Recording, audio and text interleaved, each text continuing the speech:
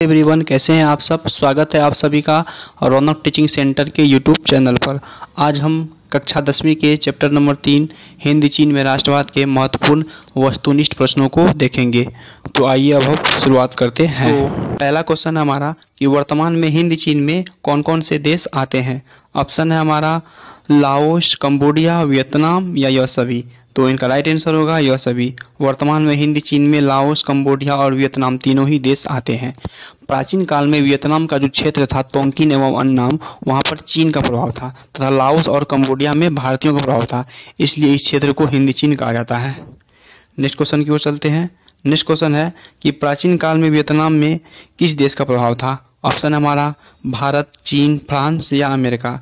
तो प्राचीन काल में वियतनाम में चीन का प्रभाव था। नेक्स्ट क्वेश्चन की ओर चलते हैं हम लोग। नेक्स्ट क्वेश्चन हमारा कि प्राचीन काल में कंबोडिया और लाओस पर किस देश का प्रभाव था। ऑप्शन हमारा चीन, भारत, वियतनाम या म्यांमार।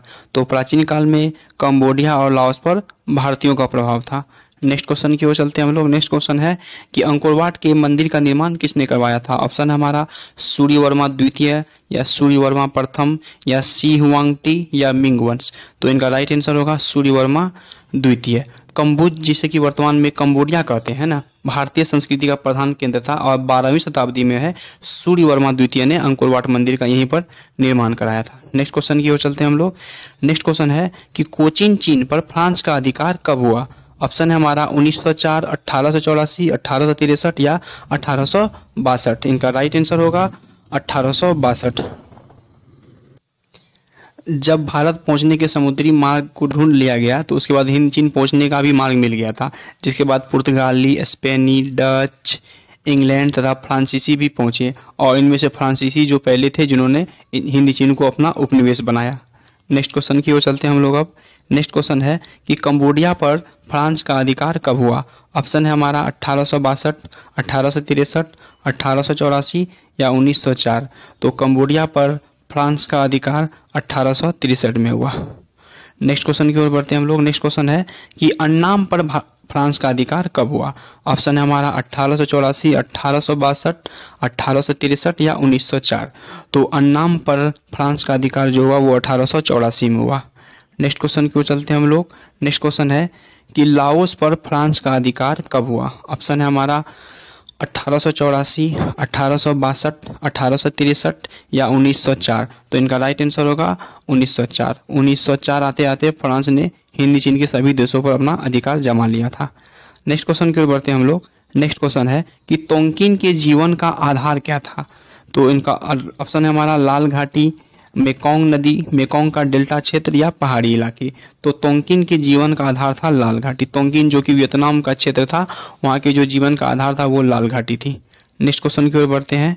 नेक्स्ट क्वेश्चन है कि कंबोडिया के जीवन का आधार क्या था। ऑप्शन है हमारा मेकोंग का डेल्टा क्षेत्र, मेकोंग नदी, पहाड़ी क्षेत्र या लाल घाटी। तो कंबोडिया के जीवन का आधार जो था वो था मेकोंग नदी। नेक्स्ट क्वेश्चन की ओर चलते हैं। नेक्स्ट क्वेश्चन है कि कोचीन चीन के जीवन का आधार क्या था। ऑप्शन है हमारा लाल घाटी, मेकोंग का डेल्टा क्षेत्र, मेकोंग नदी या पहाड़ी क्षेत्र। तो इनका राइट आंसर होगा मेकोंग का डेल्टा क्षेत्र। कोचीन चीन के जीवन का आधार मेकोंग का डेल्टा क्षेत्र था। नेक्स्ट क्वेश्चन है हमारा कि 1931 तक तीसरा सबसे बड़ा चावल निर्यातक देश कौन बन गया था। ऑप्शन है हमारा कंबोडिया, वियतनाम, लाओस या फ्रांस। तो इनका राइट आंसर होगा वियतनाम। 1931 तक तीसरा सबसे बड़ा जो चावल निर्यातक देश था वो वियतनाम बन गया था। फ्रांसीसी जब हिंद चीन को अपना उपनिवेश बनाए थे तो उन्होंने यहाँ पर कृषि उत्पादकता को बढ़ाने के लिए नहरों एवं जल निकासी का प्रबंधन करवाए। दलदली भूमि, जंगल आदि जितना भी था उसको सबको कृषि क्षेत्र का बढ़ावा दिया।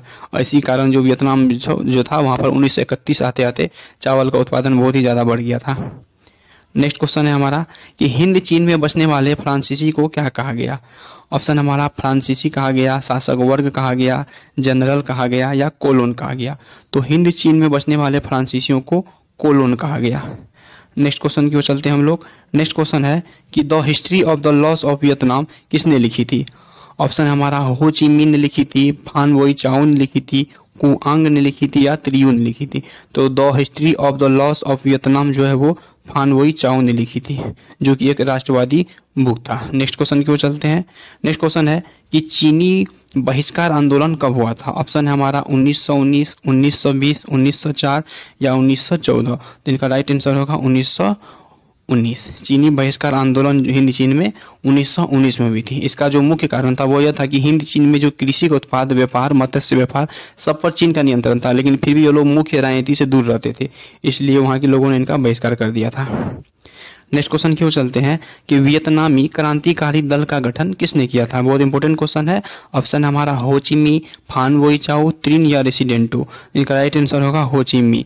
हो ची मी शिक्षा प्राप्त करने के लिए रूस गए थे, वहाँ पर वह साम्यवादी शिक्षा से शासन से प्रभावित होकर वियतनामी क्रांतिकारी दल का गठन किया। बाद में 1930 में इसी कार्यकर्ताओं के साथ मिलकर उन्होंने वियतनाम कम्युनिस्ट पार्टी की स्थापना कर दी थी। तो नेक्स्ट क्वेश्चन उसी से रिलेटेड है हमारा कि वियतनाम कम्युनिस्ट पार्टी की स्थापना किसने की थी? ऑप्शन है हो ची मी, फान वोई चाओ, त्रिन या रेसिडेंटो। इनका राइट आंसर होगा हो ची मी ने 1930 में वियतनाम कम्युनिस्ट पार्टी की स्थापना की थी। नेक्स्ट क्वेश्चन है हमारा कि वियतनाम की स्वतंत्रता की घोषणा कब की गई? ऑप्शन हमारा 2 सितंबर 1945, 25 अगस्त 1945, 9 अगस्त 1945 या 6 अगस्त 1945। तो वियतनाम की स्वतंत्रता की घोषणा जो है वो 2 सितंबर 1945 को की गई थी। 2 सितंबर 1945 को वियतनाम पूरी तरह से स्वतंत्र हो गया, उनकी घोषणा कर दी गई और यहाँ के सरकार का प्रधान जो था वो हो ची मी को बनाया गया था। नेक्स्ट क्वेश्चन की ओर चलते हैं हम लोग। नेक्स्ट क्वेश्चन है कि अन्नाम का शासक किसे बनाया गया? ऑप्शन हमारा बाओ दाई, हो ची मी, फान वोई चाओ या त्रिन। तो अन्नाम का शासक बाओ दाई को बनाया गया था, जो कि वहाँ पुराने राजवंश के राजा थे। नेक्स्ट क्वेश्चन की ओर चलते हैं। नेक्स्ट क्वेश्चन है बहुत इंपॉर्टेंट है कि हनोई समझौता किनके किनके बीच हुआ था? ऑप्शन हमारा फ्रांस और वियतनाम के बीच, फ्रांस और कंबोडिया के बीच, फ्रांस और लाओस के बीच, अमेरिका और वियतनाम के बीच। तो हनोई समझौता फ्रांस और वियतनाम के बीच हुआ था। नेक्स्ट क्वेश्चन की ओर चलते हैं हम लोग। नेक्स्ट क्वेश्चन है कि किस समझौते के तहत वियतनाम को 2 हिस्सों में बांटा गया? ऑप्शन है हमारा हनोई समझौता, जिनेवा समझौता, पेरिस समझौता या इनमें से कोई नहीं। तो इनका राइट आंसर होगा जिनेवा समझौता। जिनेवा समझौता के तहत वियतनाम को 2 हिस्सों में बांट दिया गया था। यह समझौता 1954 में हुई थी और इस समझौते के तहत उत्तरी वियतनाम का क्षेत्र हो ची मी के नेतृत्व में आ गया था और दक्षिणी वियतनाम में अमेरिका समर्थित सरकार बनाई गई थी। नेक्स्ट क्वेश्चन की ओर चलते हैं हम लोग। नेक्स्ट क्वेश्चन है कि 1954 में कंबोडिया का शासक किसे बनाया गया? ऑप्शन हमारा पाथेट लाओ, नरोत्तम सिन्हानुक, जनरल लोन या सुवन फुआ। तो 1954 में कंबोडिया का शासक वहाँ के राजकुमार जो थे नरोत्तम सिन्हानुक को बनाया गया था। नेक्स्ट क्वेश्चन है कि कंबोडियाई राष्ट्रीय संसद ने नरोत्तम सिन्हानुक को सत्ता से हटाकर किसे शासक बनाया? ऑप्शन है हमारा पाथेट लाओ, वियतकॉन्ग, जनरल लोन या सुवन फुआ। तो कंबोडियाई राष्ट्रीय संसद ने नरोत्तम सिन्हानुक को सत्ता से हटाकर एक अमेरिका के समर्थक थे जनरल लोन, उन्हीं को वहाँ का शासक बना दिया था। नेक्स्ट क्वेश्चन है हमारा कि कंबोडिया में गृह युद्ध कब समाप्त हुआ? तो ऑप्शन है हमारा 1970, 1971, 1975 या 1978। तो कंबोडिया में गृह युद्ध 1975 में समाप्त हुआ। नेक्स्ट क्वेश्चन की ओर बढ़ते हैं हम लोग। नेक्स्ट क्वेश्चन है कि दक्षिणी वियतनाम में वियतकॉन्ग, जिसे कि राष्ट्रीय मुक्ति सेना भी कहा था, कि उनका गठन कब हुआ? तो ऑप्शन है हमारा 1978, 1960, 1956 या 1961। तो इनका राइट आंसर होगा 1960। जो दक्षिणी वियतनाम में वियतकॉन्ग, जिसे कि राष्ट्रीय मुक्ति सेना कहते हैं, उनका गठन 1960 में हुआ। 1954 में जो जिनेवा समझौता हुआ था उसके तहत यह भी फैसला दिया गया था कि अगर दोनों देश की जनता चाहे तो देश का एकीकरण हो सकता है, लेकिन दक्षिणी वियतनाम इसमें आनाकानी कर रहा था।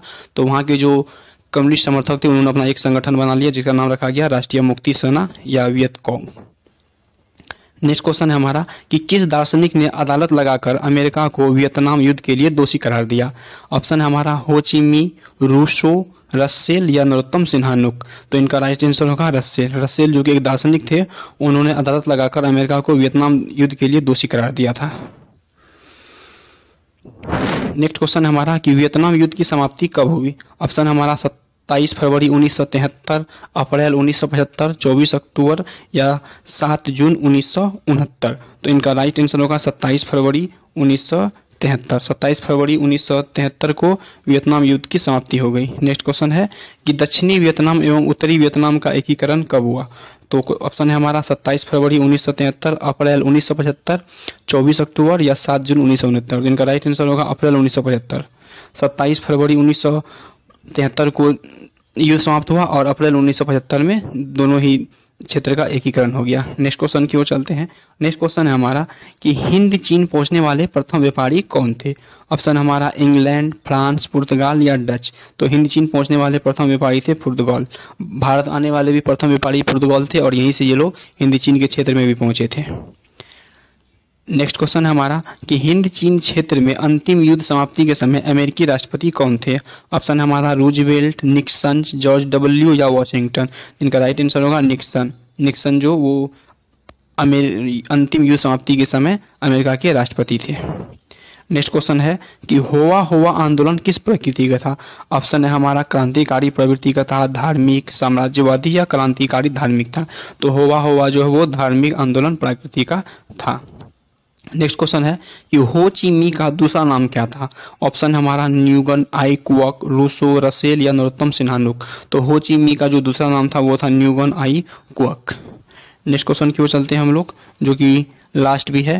क्वेश्चन है हमारा कि दीएन वीएन फू युद्ध में कौन सा देश बुरी तरह से पराजित हो गया था। ऑप्शन है हमारा वियतनाम, कंबोडिया, फ्रांस या अमेरिका। तो इनका राइट आंसर होगा फ्रांस। दीएन वीएन फू युद्ध में फ्रांस जो है वो पूरी तरह से वियतनामियों से पराजित हो गया था। इस प्रकार हमारा आज का सेशन समाप्त हो गया। अगर आप लोगों को यह सेशन अच्छा लगा है तो हमारे चैनल को सब्सक्राइब कीजिए, वीडियो को लाइक कीजिए और दोस्तों के बीच शेयर कीजिए। Thanks for watching.